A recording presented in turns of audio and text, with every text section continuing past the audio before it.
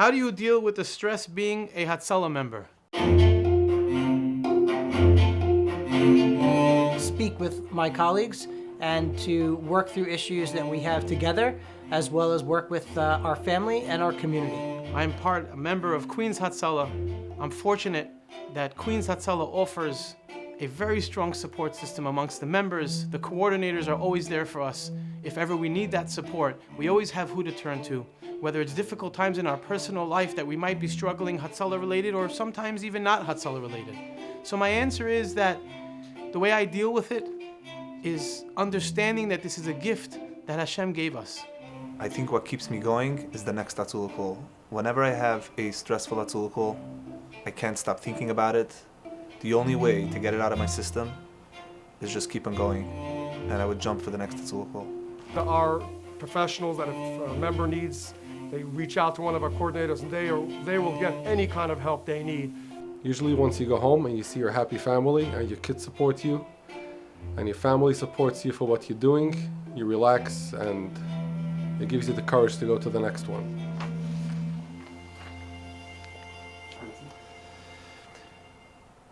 Do you want your kids to join Hatzalah?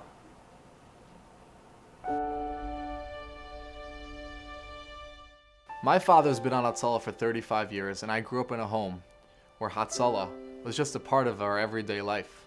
My father would run out on calls, I would be in the car with him, and he'd go take a call, and I'd sit in the car and wait for him, or my mother would come and pick me up. It's the way I grew up. My father was on Hatzalah, and then my older brother joined Hatzalah, and then I joined Hatzalah, and then my sister married an Hatzalah member. So would I want my kids to join Hatzalah? If my child is able to join Hatzalah, and they have a passion for it, nothing would make me happier than for my child to join. Nothing. Certainly it's up to them as to what they want to do, but it would certainly make me very proud if they decided to join Hatzalah. The answer is that I'm blessed that my son is a Hatzalah member as well. And so I believe that I do want my kids to join Hatzalah.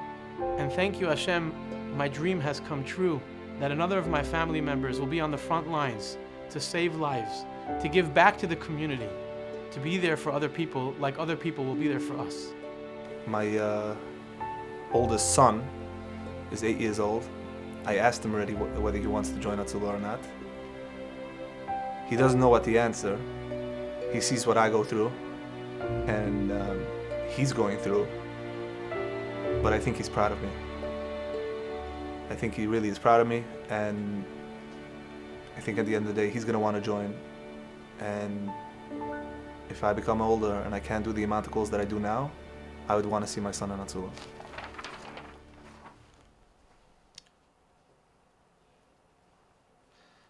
My funniest experience is rated R. What was your funniest experience?